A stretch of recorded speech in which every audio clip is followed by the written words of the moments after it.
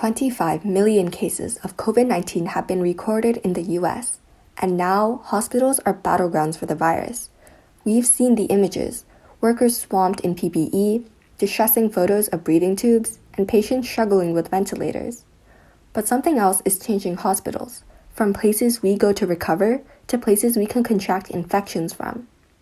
Ventilator-associated pneumonia, or VAP, is a nosocomial infection caused by P. aeruginosa. Nosocomial infections are infections contracted from healthcare facilities, usually from improper sterilization. Tubes connected to a patient's mouth and nose allow for the free passage of P. aeruginosa, which can then colonize and spread. As many as 27% of patients on ventilators contract VAP, and 30 to 60% die.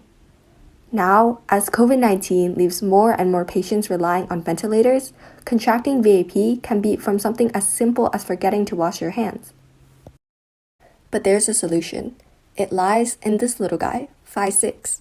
Phi6 is a bacteriophage, a virus that kills bacteria. Each bacteriophage is specialized to target a certain kind of bacteria. In this case, Phi6 has adapted to kill P. aeruginosa.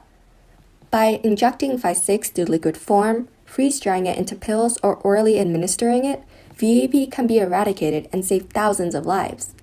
You might ask, why not just use antibiotics? After all, they were and still are considered easier to use. But today, I'll be making the case why phages are the overlooked fighters of our world, and why these microscopic minutemen are far better than antibiotics. How does Phi6 infect P. aeruginosa? First, it attaches to the surface of the bacteria by expanding and retracting an attachment protein. It begins fusing to the outer bacterial membrane, and then a special enzyme called P5 helps Phi6 digest part of the cell wall. It then enters into the bacteria and releases the viral DNA in its protein shell. The DNA has directions to tell the phage how to replicate, directing the bacteria to stop everything, even life processes, to manufacture the phage. Eventually, there are so many phages in the bacteria that it bursts, and so the cycle repeats. In the past, VAP has been treated with a carefully calculated cocktail of antibiotics. Antibiotics work by killing bacteria, attacking the cell wall and interfering with reproduction. But bacteria are organisms of nature. They keep evolving and evolving and evolving. Using an antibiotic for the first time on a species will kill almost all organisms. But some survive. And that small percentage that survives reproduces. Eventually, the species evolves what is known as antibiotic resistance. These bacteria are called supergerms. P. aeruginosa is one of those supergerms, notorious for its natural resistance to almost all types of antibiotics. This is why using antibiotics to treat VAP will fail in the long term. For now, hospitals are only keeping antibiotics as a last resort.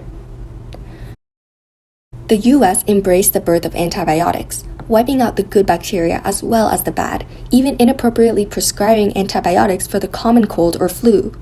And now, more than 35,000 Americans die each year as a result of antimicrobial resistance. But there is another way, albeit a shelved one, with phages. Phages also work against antibiotic-resistant bacteria, even fighting against those supergerms I mentioned earlier. They multiply by themselves, so only one dose of treatment will be needed. Not only are phages harmless to humans and the environment, they barely disturb the good bacteria living in your gut and gastrointestinal system.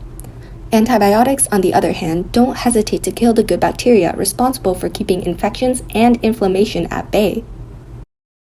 More research is needed before phage therapy can be used as a viable method of treatment. Though phages have yet to appear in hospitals, they are already being used in fast food joints and restaurants to stop the growth of bacteria in your favorite burger. Phages are in the food you eat. Soon they could be in the medicine you take. Though phages were overshadowed by the creation of antibiotics, that doesn't mean that they're any less effective. If anything, they're a safer, rapidly advancing alternative a few research trials away from a medical breakthrough. The use of Phi6 to treat ventilator-associated pneumonia opens up infinite possibilities for treating disease and infection. We just have to give phages a chance.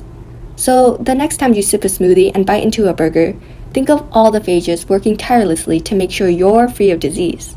Who knows? There might be phage therapy recommended at your next appointment.